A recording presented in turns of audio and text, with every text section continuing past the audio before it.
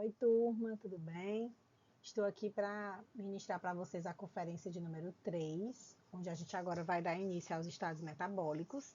E essa conferência eu vou falar justamente do estado absortivo, que também é chamado de estado pós-prandial, e é o estado que se inicia logo após as refeições. Esse estado ele tem uma duração de 2 a 4 horas após as refeições, e a duração desse estado vai depender do que o indivíduo ingeriu, né? Então vai depender realmente da refeição, podendo ser mais longo ou mais rápido, a depender do que foi consumido. Como objetivo geral, ao final dessa conferência, vocês vão ser capazes de reconhecer as alterações e adaptações orgânicas do indivíduo nos estados de alimentação e de jejum. Como objetivos específicos, vocês irão conhecer os diferentes tipos de estados metabólicos do organismo. Então, além do estado alimentar e do jejum, futuramente vocês vão conhecer também o estado metabólico do exercício e vão trabalhar também com o estado metabólico do diabetes. Vão entender como se dá a regulação hormonal das adaptações metabólicas e suas repercussões. Então, vamos ver agora o que seria, né, o estado absortivo. O estado absortivo ele ocorre de 2 a 4 horas após uma refeição normal, e durante esse período vai ocorrer uma elevação plasmática transitória de aminoácidos, glicose e triacilgliceróis, que são oriundos, né, desse processo de digestão e absorção após a refeição. E aí, obviamente, se tem substratos energéticos disponíveis, a insulina ela vai se elevar, especialmente pela sinalização pela glicose. Então, a gente vai ter uma elevada relação insulina-glucagon e vai ter disponibilidade de substratos que vão levar esse período absortivo como um período onde o anabolismo ele vai predominar. E aí, nesse período, vai acontecer tanto a oxidação da glicose, a glicose vai entrar nos tecidos e ela vai ser degradada para gerar energia. E além disso, vai ter o aumento de síntese de outros macronutrientes.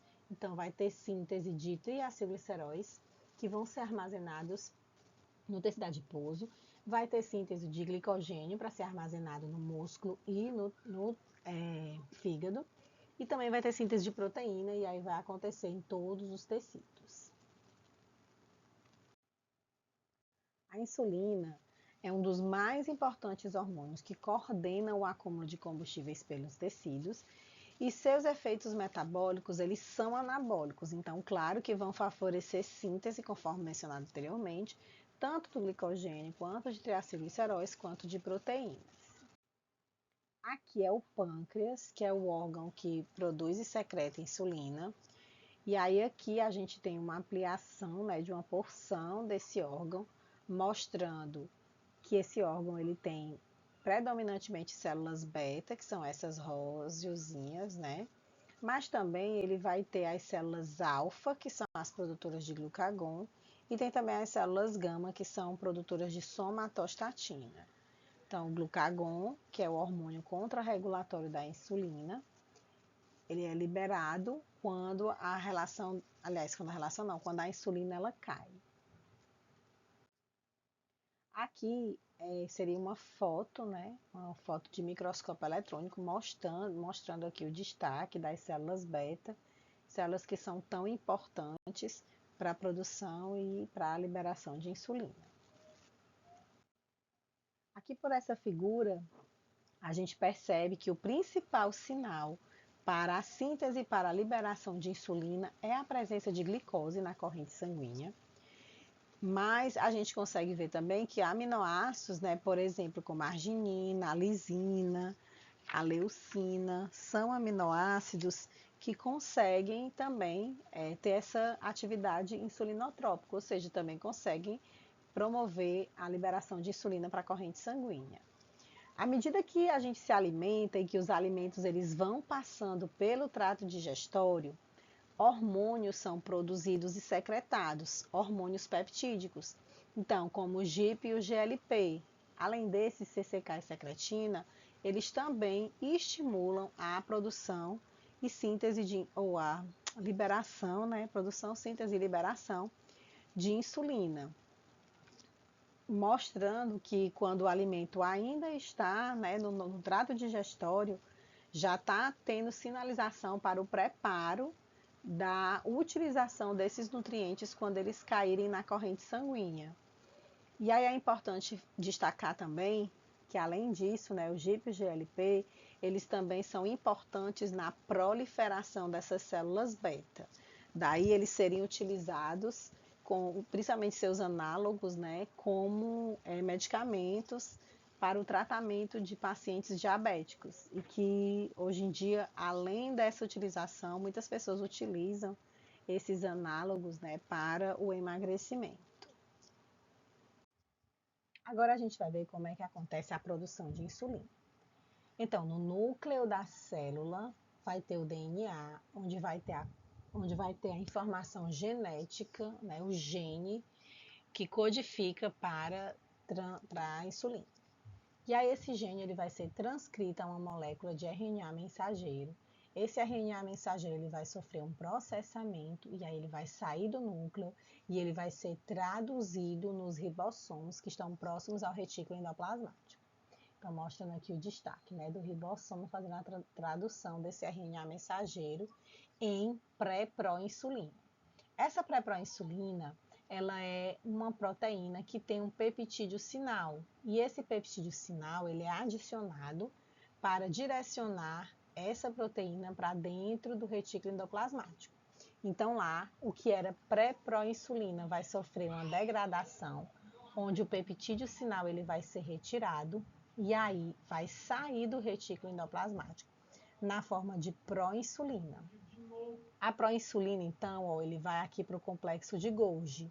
E aqui nesse complexo de Golgi, o que vai acontecer? Ele vai sofrer uma nova quebra. E essa quebra vai, então, agora liberar a insulina, né, pronta para agir, juntamente com o peptídeo sinal, que é uma cadeia, né, como o nome diz, de peptídeo, que é ligada à insulina e que, quando ele está ligado, ela não consegue fazer seu papel, exercer sua função. Então, aqui, eles são empacotados em vesículas, ambos, né, na mesma proporção, a mesma quantidade que tem de insulina vai ter de peptídeo C. E aí, essas vesículas, elas vão ser exocitadas. As vesículas, elas se fundem, a membrana da vesícula se funde na membrana plasmática, e aí a insulina, ela é liberada, ou seja, ela sai de dentro do retículo, de dentro da célula beta pancreática. Essa figura aqui, ela deixa mais claro o que vai acontecendo em cada etapa, né? O que está acontecendo com a insulina. Então, vamos lá. A insulina, ó, aqui os aminoácidos que estão aqui, ó, mostrando, aqui essas duas cadeias aqui polipeptídicas, elas são unidas, né, por ponto sulfeto. Isso daqui seria a insulina, certo? Aí aqui a gente está vendo que a insulina, ela é conectada a um peptídeo C, certo? Então, isso aqui, ó, é uma cadeia de polipeptídeo, que a gente chama de polipeptídeo C, que é como eu falei, né, como se bloqueasse, né, a cadeia da insulina mesmo. E bem aqui, gente, ó, é o peptídeo sinal, tá vendo? Então, a essa molécula toda a gente chama de pré-proinsulina. E aí ela tá aqui pequenininha, né, demonstrada aqui pequenininha. Então, aqui o I, onde tem esse izinho, seria isso aqui, que é a insulina. Aqui é o peptídeo C e aqui no finalzinho é o peptídeo sinal, certo? Então, ela é sintetizada dessa forma. Por conta desse peptídeozinho sinal, ela vai parar dentro do retículo endoplasmático. E aí, lá dentro do retículo endoplasmático, ela sofre a perda do peptídeo sinal. Então, ela é degradada ao peptídeo sinal. E aí, ela fica só na forma, ó, de insulina com o peptídeo C, que a gente chama de proinsulina. E aí, posteriormente, ela vai lá para a vesícula, aliás, para o complexo de Golgi. E aí, lá no complexo de Golgi, ó, a insulina, ela é separada do peptídeo C. E aí, tanto a insulina como o peptídeo C ficam empacotados em vesículas que são secretadas do complexo de Golgi. E aí, depois, através da sinalização do cálcio, essas vesículas elas vão liberar quantidades equimolares de peptídeo C e de insulina. Então, uma das formas, né, de tentar saber como que as células beta pancreáticas, né, se elas estão funcionando ou não, é através da análise do peptídeo C, da quantificação do peptídeo C. Porque quando o indivíduo ele é diabético, a gente precisa saber não só o quanto de insulina ele ainda produz, mas o quantas células ainda são funcionantes, né? Quantas células beta do pâncreas ainda são funcionantes. E aí, uma maneira de se conseguir saber isso é através da determinação do peptídeo C. Mas qual é o sinal que faz com que as vesículas que contêm a insulina elas sejam direcionadas para ser liberada através das células beta? Então vamos entender aqui. Então depois que a gente faz uma refeição, que a glicose ela chega no sangue, ela vai ser captada pelos tecidos. Aqui no caso é uma célula, né, beta, onde através do transportador GLUT2 a glicose entra na célula. Assim que a glicose entra, ela vai ser fosforilada na posição 6, a glicose 6-fosfato. E daí, essa glicose ela vai ser oxidada, ou seja, ela vai entrar na via glicolítica e ela vai ser degradada até gerar ATP, ou seja, ela passa na via glicolítica, o piruvato vira acetil-CoA, entra no ciclo de Krebs, forma coenzimas reduzidas que vão para CTE e vão formar ATP. Esse ATP gerado, né, quanto mais glicose entra, mais ATP vai ser formado. E aí a alta quantidade de ATP vai levar ao fechamento dos canais de potássio. Quando os canais de potássio se fecham, o potássio fica preso dentro da célula. E aí isso leva a ou seja, fica muita carga positiva. Isso leva a uma despolarização da membrana e abre os canais de cálcio, porque esses canais eles são sensíveis à voltagem. E aí o cálcio que estava fora da célula entra. Como o cálcio ele é um sinalizador intracelular, ele vai sinalizar para essas vesículas do complexo de Golgi, que estão cheias de insulina e de peptídeo C, para que esse conteúdo seja liberado. E aí, assim, a insulina ela sai de dentro da célula beta. Bom, então a insulina ela foi liberada pela célula beta pancreática, ela vai cair na circulação sanguínea e ela vai atingir os seus receptores, né? A insulina vai chegar no seu receptor. Mas é importante a gente entender um pouquinho aqui como é que é a estrutura do receptor da insulina. Então, o receptor da insulina ele tem duas subunidades beta e duas subunidades alfa, que está aqui em rosa, né? Essas subunidades alfa é justamente o local onde a insulina se liga, certo?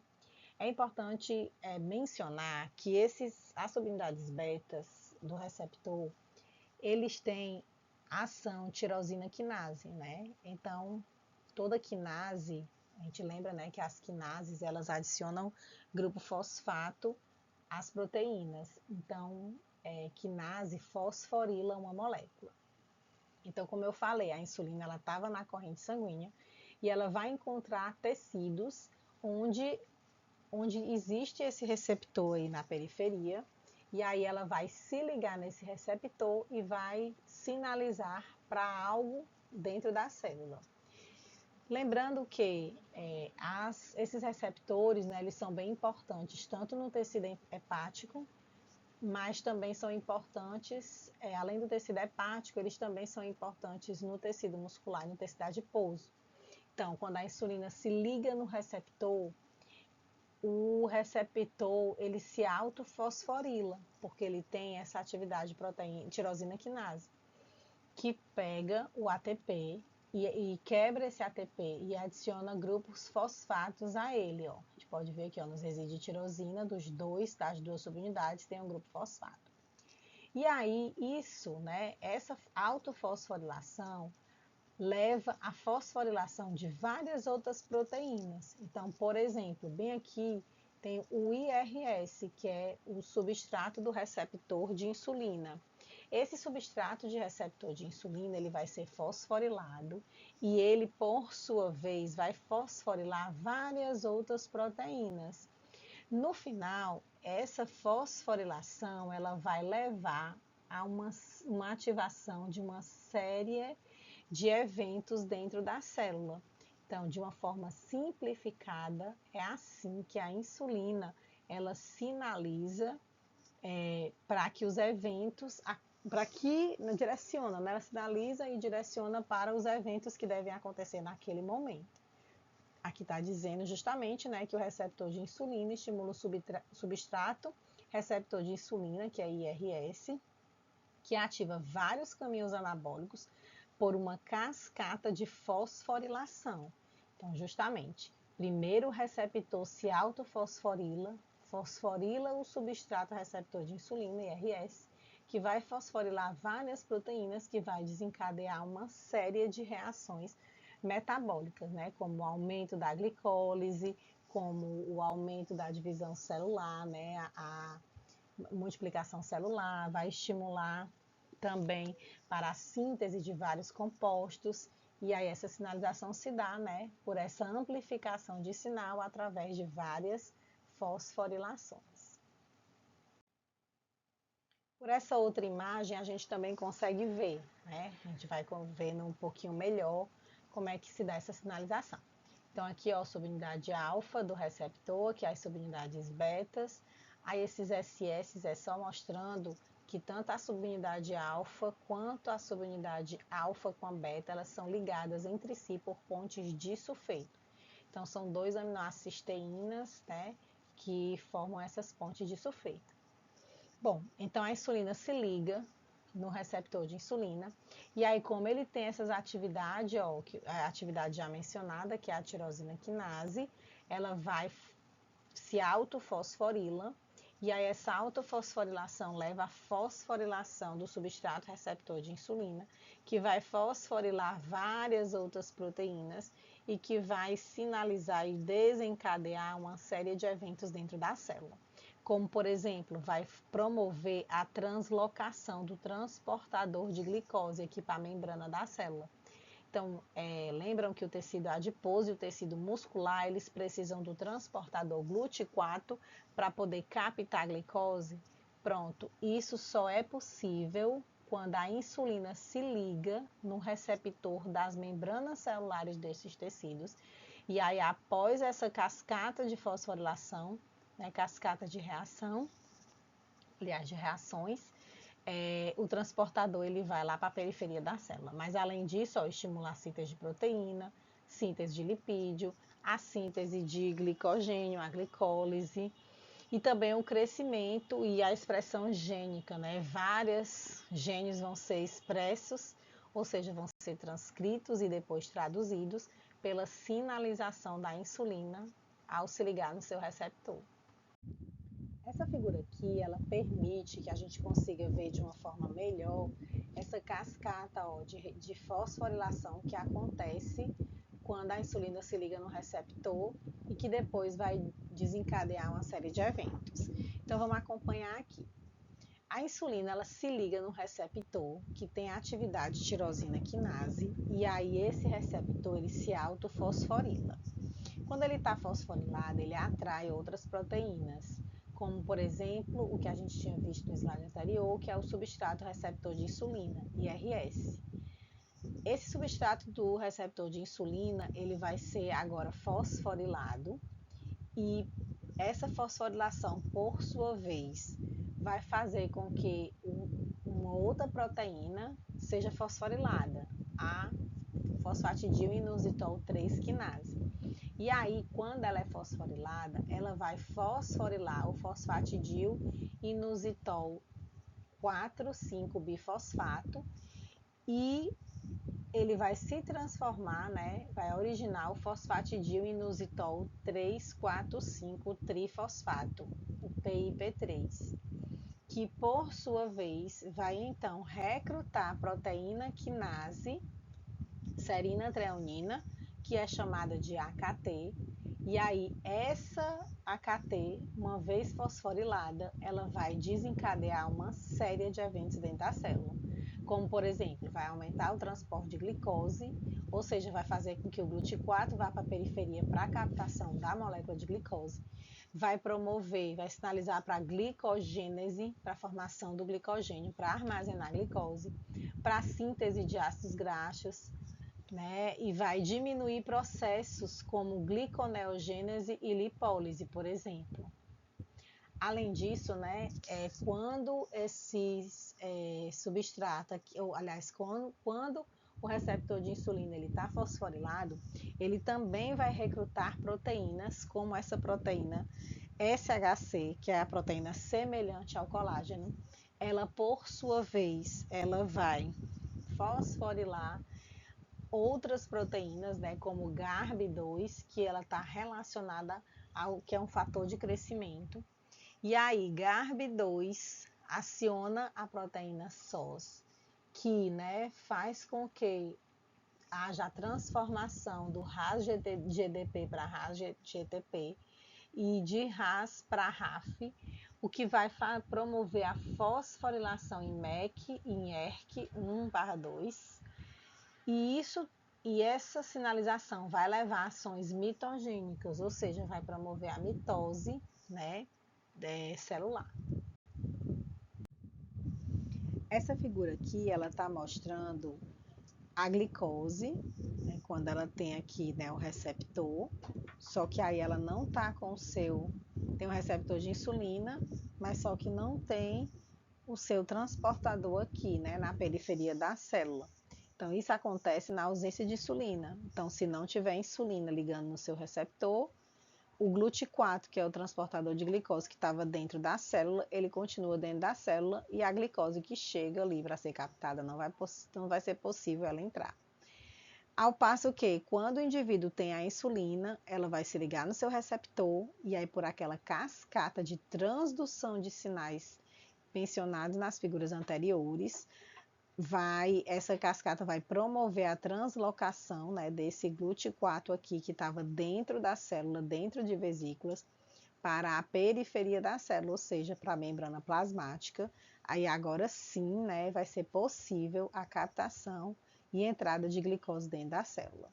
Então, o diabético tipo 1, ele vai ficar nessa condição aqui, né, quando ele não produzir mais insulina, a glicose chega, mas ela não consegue entrar no tecido, né? Principalmente falando dos tecidos que possuem GLUT4 como transportador, que é o tecido adiposo e o tecido muscular, ok? Tá aqui mostrando, né, como é que acontece aí esse transporte. Bom, depois que a gente viu como é que acontece a produção da insulina, como é que acontece a liberação da insulina de dentro da célula beta-pancreática, e depois que a gente viu como é que é a sinalização da insulina no receptor, então a gente vai conseguir ver agora o que acontece dentro dos tecidos, nesse momento aí de estado alimentado, em relação aos macronutrientes que foram ingeridos na dieta. Beleza. Então, a gente vai ingerir uma refeição, e nessa refeição, contendo os 3 macronutrientes, eles vão ser absorvidos. Então, a gente lembra que a glicose e os aminoácidos, eles vão seguir através da veia porta, eles vão entrar no fígado. Quando chega lá no fígado, sinalizado por insulina, a glicose que entra, assim que ela entra, ela é fosforilada, ela segue a via glicolítica, o piruvato vai se transformar em acetil para entrar no ciclo de Krebs e na CTE para gerar ATP, ou seja, energia. O excedente, né, de glicose, quando o fígado utiliza, né, essa energia e fica satisfeito com a quantidade de energia utilizada, o excedente vai começar a ser utilizado para armazenar. Então, parte da glicose vai ser armazenada no fígado como glicogênio, até que o fígado consiga armazenar o máximo que é possível de glicogênio. Se ainda assim tiver muita glicose, parte dessa glicose ela vai ser transformada em ácidos graxos e aí ela vai ser empacotada em lipoproteína do tipo VLDL para ser distribuída esse triacilglicerol para os tecidos. E parte da glicose, né, vai ser também mandada para a corrente sanguínea para ser distribuída para os outros tecidos.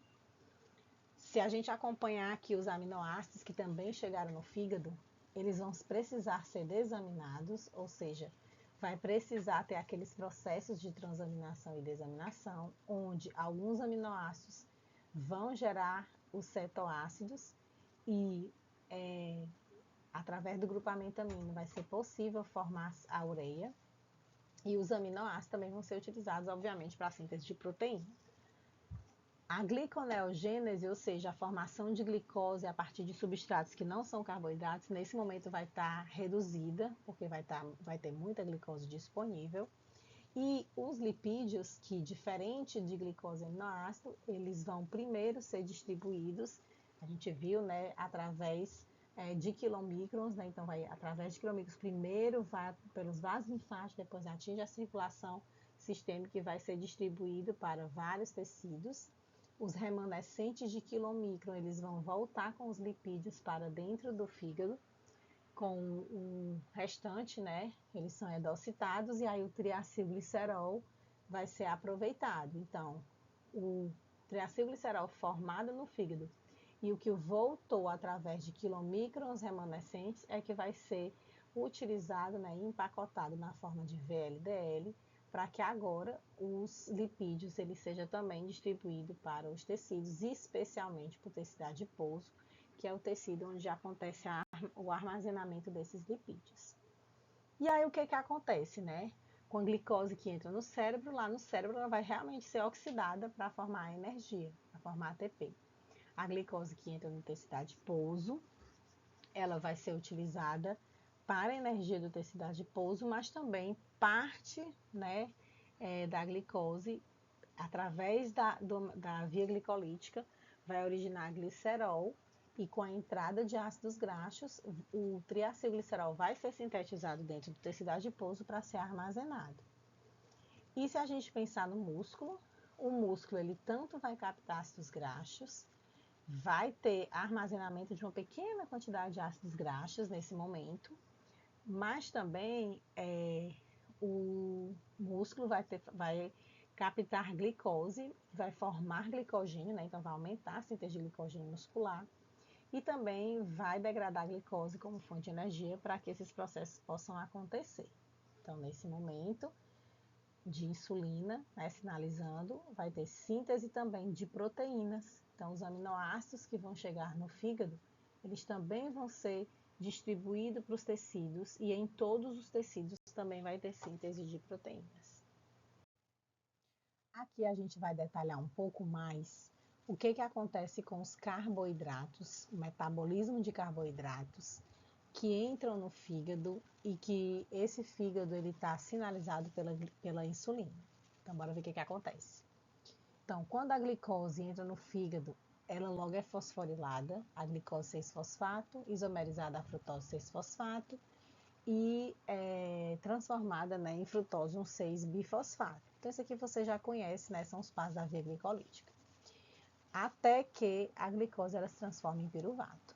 No entanto, é importante destacar, né, que aquela molécula aqui, né, de frutose 6-fosfato, que tinha 6 carbonos, vai ter um momento que ela se parte em duas moléculas de 3 carbonos, que é o gliceraldeído 3-fosfato e de hidroxicetona fosfato.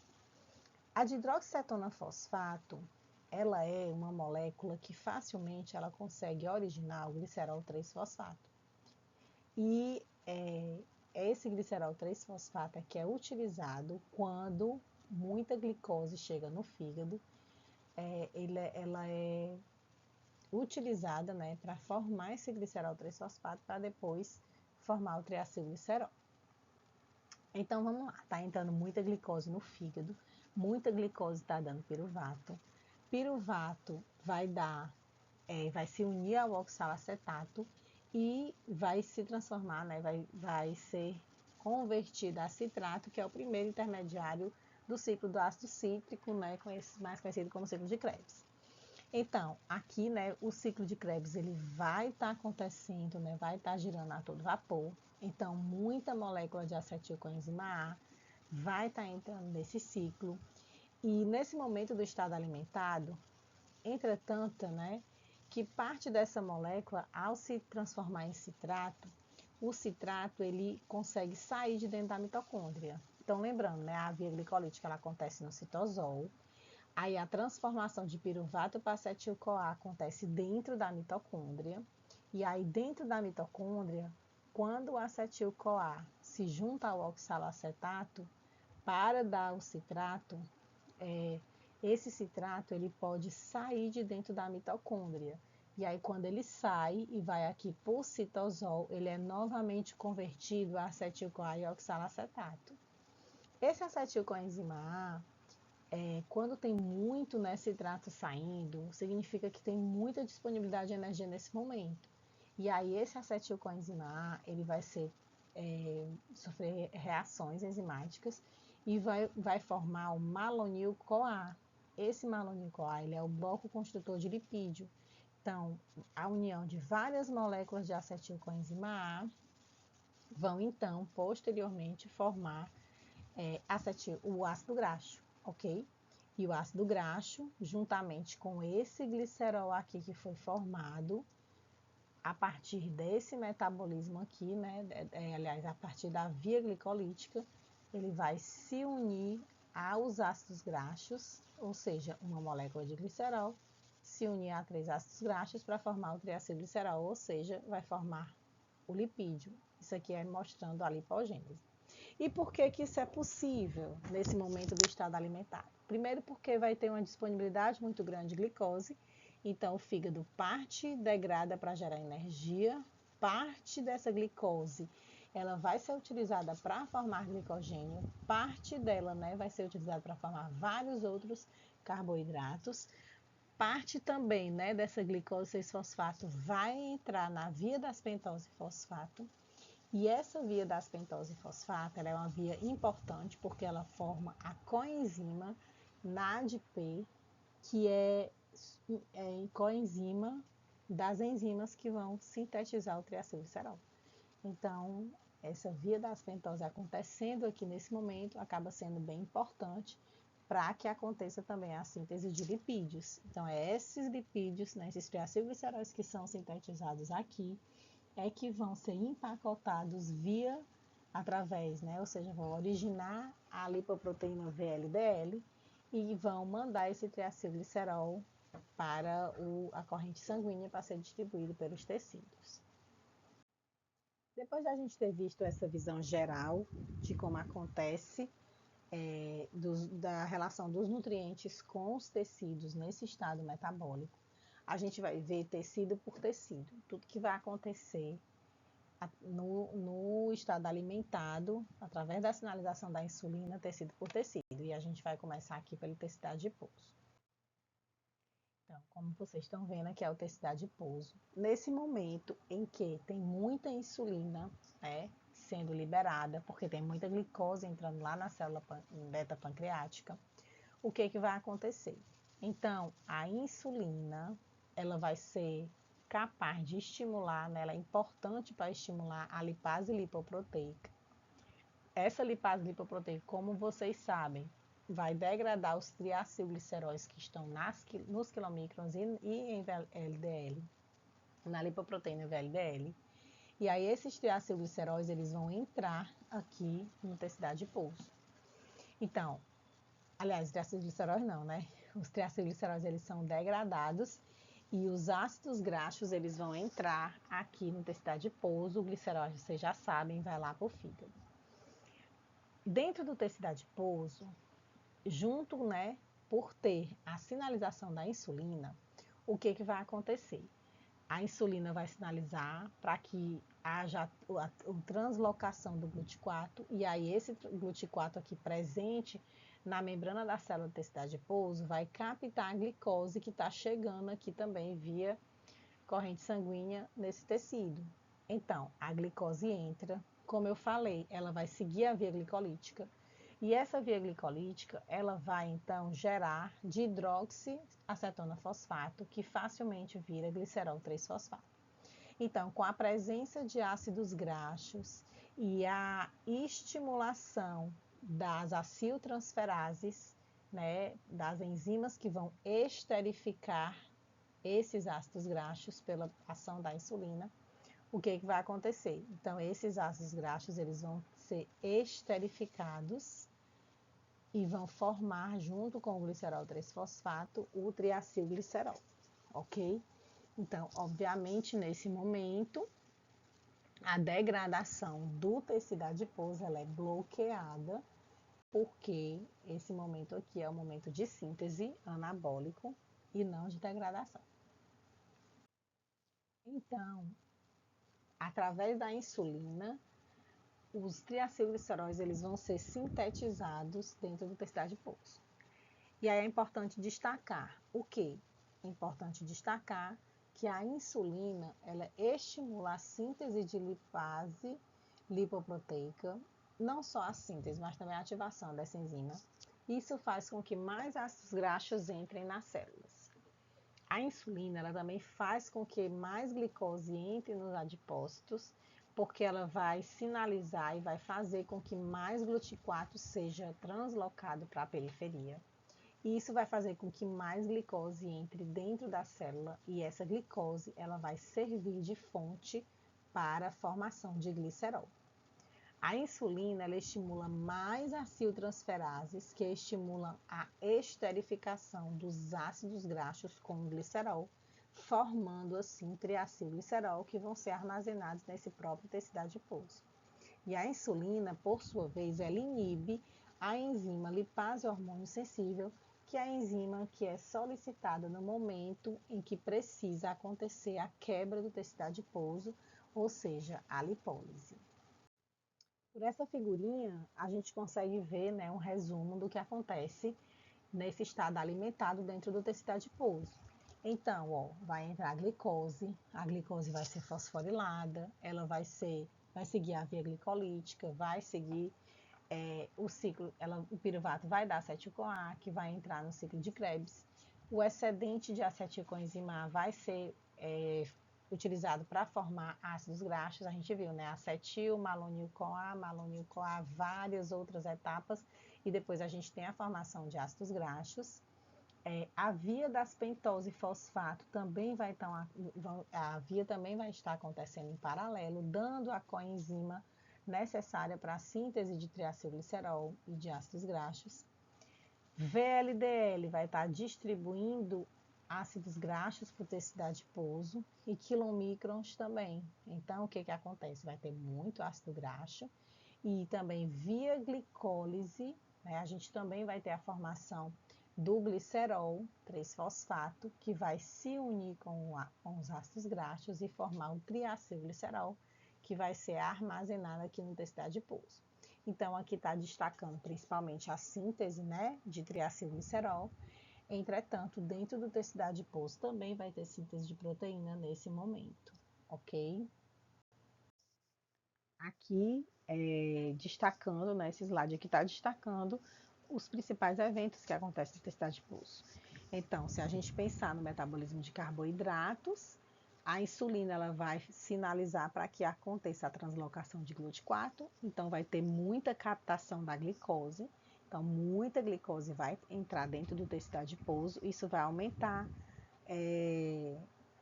a quantidade de glicose disponível e parte dessa glicose vai gerar glicerol fosfato, né? Como a gente está vendo, o aumento da via glicolítica vai fazer com que a glicose, em algum momento, né, após a transformação de glicose para dihidroxiacetona fosfato, vai ser possível transformar essa outra molécula em glicerol fosfato, e isso vai ser utilizado para a síntese de triacilglicerol, uma vez que nesse momento também muitos ácidos graxos são captados. Então, além disso, também vai ter síntese de proteínas acontecendo nesse tecido aqui. E no fígado? Vamos ver o que acontece dentro do fígado com a sinalização da insulina. Então, no fígado, obviamente, a glicose entra, ela é fosforilada, a glicose 6-fosfato. Se a gente pensar em metabolismo de carboidrato, parte da glicose vai gerar energia, mas parte, né, dessa glicose vai ser utilizada para formar o glicogênio. Então, vai aumentar a glicólise, onde a glicose vai ser transformada em acetilcoenzima A e vai entrar no ciclo de Krebs, vai gerar energia. E a glicose, né, também vai ser utilizada para formar o glicogênio hepático. E, obviamente, se aumenta a glicólise, diminui a gliconeogênese. E aí, lá no fígado também vai ter um aumento do metabolismo das proteínas. Então, vai ter ciclo da ureia e vai ter síntese de proteínas acontecendo. Aqui é o resumo, né, do que acontece no fígado nesse estado alimentado. Então, a sinalização da insulina faz com que a glicose que entre, parte dela seja utilizada para gerar energia, né, via glicolítica, oxidação completa. Parte dessa glicose seja utilizada para ser armazenada na forma de glicogênio. Excedente de glicose pode ser aproveitada para a síntese de ácidos graxos, além dos ácidos graxos que são captados por quilomicrorremanescentes. E aí, esses ácidos graxos, juntamente com a via glicolítica e juntamente com as glicose, que também está sendo utilizado na via das pentose fosfato ou das hexose monosfosfato, vai ter a coenzima necessária para a síntese de triacilgliceróis, ok? E aí, esses triacilgliceróis, eles são empacotados em VLDL e são mandados, né, ou seja, são unidos à proteína ApoB100, e são mandados para o sangue para distribuir triacilglicerol pelos tecidos. E aí a gente está vendo aqui, né, a glicose está chegando do intestino, né, após a absorção. E claro que também vai estar chegando nesse mesmo momento os aminoácidos. Esses aminoácidos eles vão ser utilizados para a síntese de proteína, mas eles precisam, como vai chegar muito aminoácido, parte deles, né, parte desses aminoácidos vão ser transformados em esqueleto de carbono, que vai entrar no ciclo de Krebs. Parte vai ser desaminado, né, e eles vão ou entrar como intermediários, né, do ciclo, e esse nitrogênio aqui vai ser entrar no ciclo da ureia para justamente formar a ureia, né, e ser eliminado. Agora nós vamos ver o que acontece dentro do tecido muscular quando a glicose, aliás, quando a insulina está sinalizando. Bom, então essas aqui são as reações que vão acontecer através da sinalização de insulina no tecido muscular.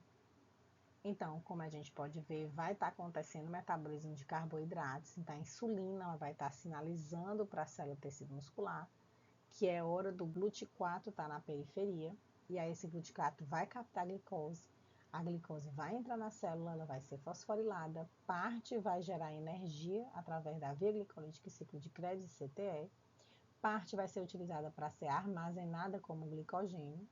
Os aminoácidos nesse momento também vão ser captados, e aí esses aminoácidos vão ser utilizados para a síntese de proteína.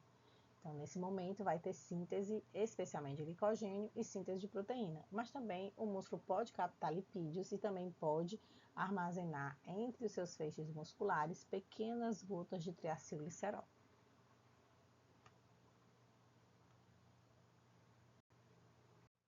Resumindo, o metabolismo lipídio, em relação ao metabolismo de lipídios, vai ter um aumento do transporte de ácidos graxos para o músculo. Os ácidos graxos eles também vão ser utilizados como fonte de energia para o músculo através da beta-oxidação, obviamente, especialmente no momento nos momentos de repouso, né, que o músculo vai utilizar a gordura como fonte de energia, ou em momentos de baixa intensidade de exercício.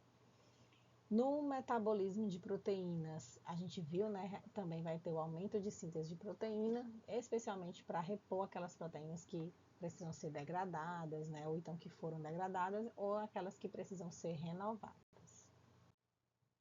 E no cérebro, o que acontece nesse estado alimentado no cérebro? Então, no cérebro, a glicose que entra no célula, que não precisa de transportador dependente de insulina. Então, a glicose entra no cérebro, vai ser fosforilada, vai seguir via glicolítica e vai gerar energia através do ciclo de Krebs e TCE. Então, esse é o destino da glicose nesse estado alimentado. Então, o fígado, ele consome, aliás, o cérebro, ele consome 20% de oxigênio corporal em repouso. Prioridade de energia para esse tecido é a glicose. Não contém depósitos de glicogênio, sendo dependente da glicose do sangue, né? Diretamente. Então, esse glicogênio é mínimo, né? Então, realmente precisa constantemente desse suprimento de glicose vindo do sangue. Apenas a glicose pode atravessar a barreira hematoencefálica nesse estado absortivo. E aí ele oxida completamente a glicose, a CO2 e água.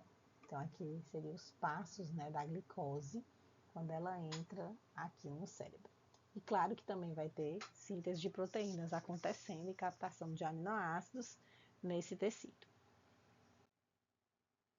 Aqui nessa figura a gente consegue ver o resumo de todo o estado absortivo e o que é principal, que é a inter-relação entre os tecidos, certo? Isso aqui é a parte mais importante dessa conferência. Então, a gente já viu que quando a gente se alimenta e nessa refeição tem os 3 macronutrientes, o que vai acontecer? Carboidratos em azul e proteínas, aminoácidos em verde vão direto através da veia porta para o fígado. Os lipídios não, os lipídios eles vão via quilomicrons primeiro passar pelos tecidos, né? Vão distribuir os triacilgliceróis para os tecidos, especialmente para que tecido? O tecido adiposo, ok? E aí os remanescentes de quilomicron é que vão doar os ácidos graxos para o fígado, ok? Então, a glicose que entra, parte vai ser utilizada para formar glicogênio, parte vai entrar na via das pentose fosfato para gerar NADPH, importante para a síntese de ácidos graxos. Parte entra para gerar energia via glicolítica, via oxidação completa da glicose.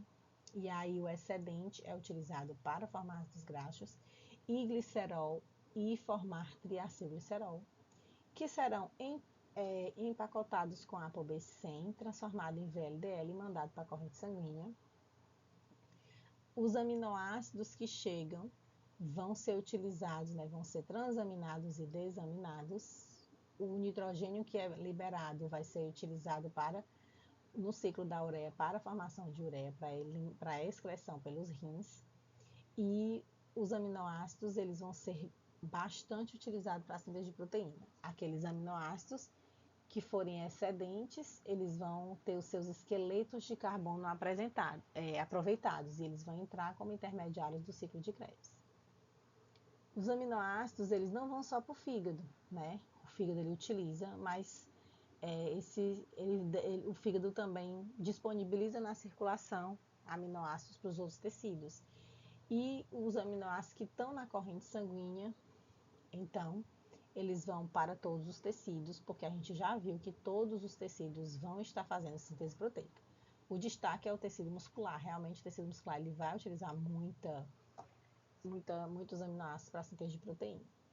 E aí, quando tem glicose disponível, né, entrando no pâncreas, o pâncreas, obviamente, né, vai liberar aí a insulina. E a insulina que vai estar sinalizando em todos esses tecidos. Então, o fígado ele também disponibiliza glicose para o cérebro, então fica disponibilizando, e aí o cérebro utiliza como fonte de energia, o tecido adiposo utiliza a glicose, né, capta muita glicose, e aí essa glicose, parte dela é para gerar energia e parte para gerar, para a via das pentose fosfato, para poder conseguir, né, utilizar a coenzima para formar ácidos graxos e posteriormente através da via glicolítica, né, através uma etapa da via glicolítica, utilizar um intermediário para formar o glicerol e assim formar triacilglicerol. E aí os triacilgliceróis são armazenados aqui nos tecidos, beleza? Além disso, as VLDL que foram distribuídas, aliás, que foram lançadas no sangue, também vão passar pelos tecidos e vão distribuir triacilgliceróis, especialmente aqui no tecido adiposo. Ok? E o músculo, né, como a gente já viu, ele vai utilizar glicose como fonte de energia, vai armazenar na forma de glicogênio e ele vai também fazer a síntese de proteínas aí para reposição. Esse daqui seria o estado absortivo. Essa figura aqui, ela é importante porque ela acaba mostrando o que acontece nesses 3 tecidos em relação ao metabolismo de carboidratos, gorduras e proteínas, mostrando, né, tudo que vai acontecer, então o que vai acontecer e o que vai deixar de acontecer nesse estado aqui absortivo, ok? Vocês dão uma olhadinha aí. E essa figurinha aí é uma outra versão daquele resumo que eu acabei de falar, né? Mostrando tudo o que acontece quando a glicose entra em diferentes tecidos, quando os aminoácidos entram, né, em diferentes tecidos. E aí essa figurinha ela acaba sendo melhor, né, para vocês compreenderem todo esse estado absortivo. Então aqui tem um resumo de tudo que a gente viu, né, dentro dessa conferência, ok? Então não vou falar para não ficar repetitivo, mas aí vocês mesmos vão tentar falar o que está acontecendo aqui através das explicações que vocês já viram e dos desenhozinhos aqui. Essa daqui é melhor do que a anterior, para a gente ver o que está acontecendo. Aqui são aquelas perguntinhas que a gente sempre faz para vocês, sempre deixa, né, para vocês responderem e pensando e tentando captar as informações. E aqui, gente, nesse último slide, vocês conseguem ver a bibliografia que foi utilizada para montar essa aula. Espero que tenham gostado da aula, espero também que não tenha ficado muito longa. E aí, qualquer dúvida, vocês sabem que eu estou à disposição de vocês.